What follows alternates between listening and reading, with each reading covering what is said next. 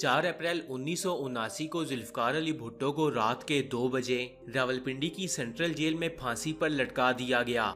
इनको रावलपिंडी जेल के जनाने हिस्से में एक 7 बाई 10 फुट की कोठड़ी में कैद किया गया था। भुट्टो को एक पलंग, गद्दा, छोटी सी मेज और एक बुक शेल्फ दी गई थी।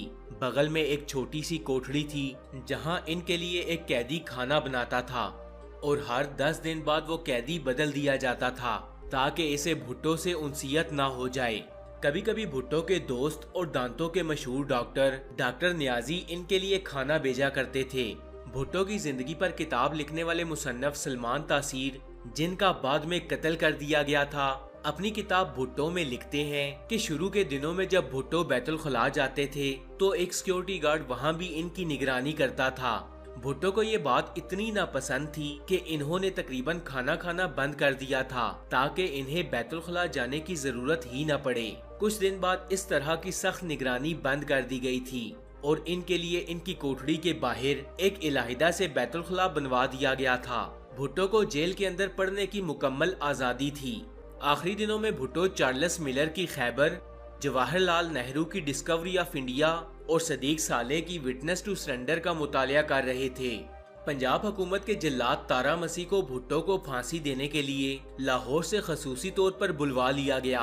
तारा मसीह का ये काम पुश्तीनी पेशा था। इनका पूरा खानदान महाराजा रंजीत सिंह के जमाने से फांसी देने का काम कर रहा था। उस वक्त तारा मसीह की तनख्वाह 375 रुपए माहाना थी और हर फांसी देने पर इन्हें अजाफी 10 रुपए मिलते थे। बेनजीर भुट्टो 2 अप्रैल 1979 की सुबह अपने बिस्तर में लेटी हुई थीं। तभी अचानक इनकी वालदा नुसरत भुट्टो कमरे में ये कहते हुए दाखिल हुई कि घर के बाहर मौजूद फौजी हमसे ये कह रहे हैं कि हम दोनों को आज ही तुम्हारे वालिद से मुलाकात करने जाना पड़ेगा। इसका मतलब क्या है? बेनजीर भुट्टो अपनी किताब डॉटर ऑफ द ईस्ट में लिखती हैं कि मुझे मालूम था कि इसका मतलब क्या है और मेरी वालदा को भी मालूम था, लेकिन हम दोनों इसको कबूल नहीं कर पा रहे थे। इसका एक ही मतलब था कि ज़ियाउल हक मेरे वालिद का कत्ल करने को तैयार थे। बेनजीर भुट्टो को एक शेवरलेट कार में रावलपिंडी जेल लाया गया और तलाशी के बाद इन्हें भुट्टो के सामने ले जाया गया। जुल्फकार अली भुट्टो और इनके दरमियान 5 फुट की दूरी रखी गई। बेनजीर लिखती हैं कि मेरे वालिद ने पूछा था कि घर वालों से मुलाकात के लिए इन्हें कितना वक्त दिया गया है। जवाब आया आधा घंटा।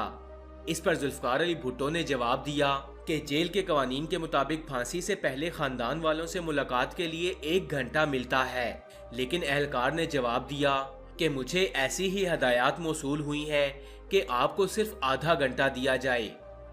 वो जमीन पर एक गद्दे पर बैठे थे क्योंकि इनकी कोठड़ी से मेज, कुर्सी और पलंग को हटा दिया गया था। बेनजीर ने अपनी किताब में लिखा कि इन्होंने मेरी लाई हुई किताबें और मैगजीन मुझे वापस कर दी।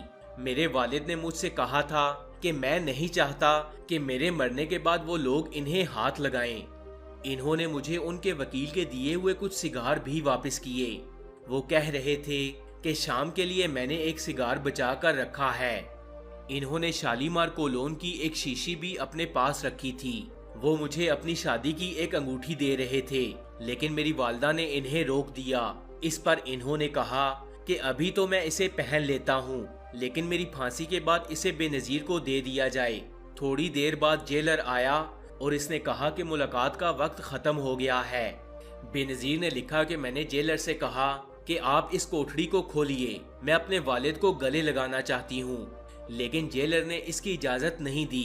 बेनजीर मजीद लिखती हैं, मैंने कहा कि प्लीज, मेरे वालिद पाकिस्तान के मुंतखब वजीर आजम हैं और मैं इनकी बेटी हूँ। ये मेरी आखिरी मुलाकात है और मुझे इनको गले लगाने का हक है, लेकिन जेलर ने साफ इनकार कर दिया। मैंने कहा गुड बाय पापा। मेरी वालदा ने सलाखों के दरमियान से हाथ बढ़ाकर मेरे वालिद के हाथ को छुआ और इसके बाद हम दोनों तेजी से बाहर की जानिब निकले। मैं पीछे मुड़कर देखना चाहती थी, लेकिन मेरी हिम्मत जवाब दे गई। जेल सुप्रीडेंट यार मोहम्मद ने इन्हें काला वारंट पढ़कर सुनाया, जिसे इन्होंने चुपचाप सुना। भुट्टो ने कोठड़ी के बाहर खड़े गार्ड को बुलाया और डिप्टी सुप्रिंटेंडेंट से कहा कि मेरे मरने के बाद मेरी घड़ी इसको दे दी जाए। सुप्रीम कोर्ट की जानिब से इनकी रहम की अपील मुस्तरद किए जाने के बाद इनका शेविंग रेजर इसलिए वापस ले लिया गया था کہ کہیں وہ اس سے خودکشی نہ کر لیں۔ سلمان تاثیر نے اپنی کتاب میں لکھا کہ بھٹو نے کہا کہ مجھے داڑھی بنانے کی اجازت دی جائے، میں مولوی کی طرح اس دنیا سے نہیں جانا چاہتا۔ 9:55 پر انہوں نے اپنے دانتوں میں برش کیا، چہرہ دھویا اور بال بنائے اور اس کے بعد وہ سونے چلے گئے۔ رات 1:30 بجے انہیں اٹھایا گیا۔ یہ ہلکے بادامی رنگ کی شلوار قمیض پہنے ہوئے تھے۔ جیل اہلکاروں نے انہیں کپڑے تبدیل کرنے پر زور نہیں دیا۔ جب سیکیورٹی اہلکاروں نے ان کے ہاتھ پیچھے باندھنے کی کوشش کی تو انہوں نے اس کی مخالفت کی۔ آخرکار انہوں نے زبردستی ان کے ہاتھ رسی سے باندھ دیے۔ اس کے بعد انہیں ایک اسٹریچر پر لٹا کر تقریباً 40 گز کی دوری تک لے جایا گیا۔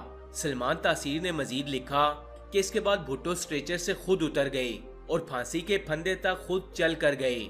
جلاد نے ان کا چہرہ کالے کپڑے سے ڈھانپ دیا اور ان کے پیر باندھ دیے گئے۔ جیسے ہی 2:04 پر مجسٹریٹ بشیر احمد خان نے اشارہ کیا، جلاد تارا مسیح نے لیور کھینچ دیا۔ اس وقت بھٹو کے آخری الفاظ تھے فنش اٹ۔ بھٹو کو پھانسی لگا دیا گیا۔ تقریباً 35 منٹ تک بھٹو کی باڈی اس پھندے کے ساتھ لٹکتی رہی اور پھر بھٹو کے مردہ جسم کو اس پھندے سے اتار کر ایک اسٹریچر پر رکھ دیا گیا۔ اس زمانے میں راولپنڈی سینٹرل جیل میں خفیہ اہلکار رہے۔ کرنل رفیع الدین اپنی کتاب بھٹو کے آخری 223 دن میں لکھتے ہیں کہ تھوڑی دیر بعد ایک خفیہ ایجنسی کے ایک فوٹوگرافر نے آ کر بھٹو کے پرائیویٹ پارٹس کی فوٹو اتاری۔ حکومت اس بات کی تصدیق کرنا چاہتی تھی کہ آیا بھٹو کی اسلامی طریقے سے ختنے بھی ہوئے تھے یا نہیں۔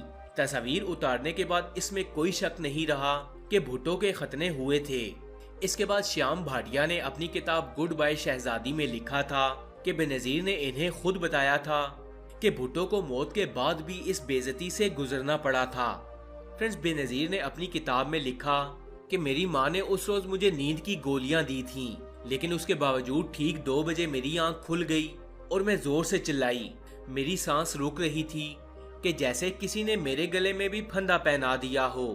سخت گرمی کے باوجود میرا پورا جسم کانپ رہا تھا۔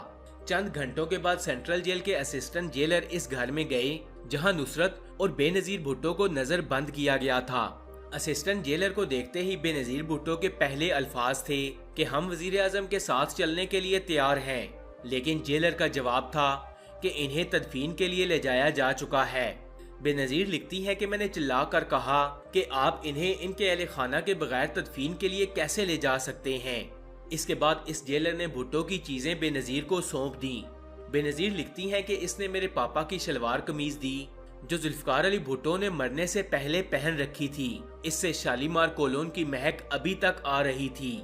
پھر اس نے ایک ٹفن باکس دیا جس میں انہیں گزشتہ 10 دنوں سے کھانا بھیجا جا رہا تھا، لیکن وہ کھا نہیں رہے تھے۔ اس نے ان کا بستر اور چائے کا کپ بھی مجھے دیا۔ میں نے پوچھا کہ ان کی انگوٹھی کہاں ہے۔ جیلر نے پوچھا ان کے پاس کوئی انگوٹھی بھی تھی کیا؟ پھر اس نے جھولے میں سے انگوٹھی تلاش کرنے کا ڈرامہ کیا اور پھر انگوٹھی مجھے پکڑا دی۔ وہ جیلر بار بار یہ کہہ رہا تھا کہ ان کی آخرت بہت پرسکون تھی۔ میں اکثر سوچتا ہوں کہ پھانسی بھی کیا کبھی پرسکون ہو سکتی ہے؟ تو فرینڈز، یہ تھی ذوالفقار علی بھٹو کے آخری دنوں کی روداد۔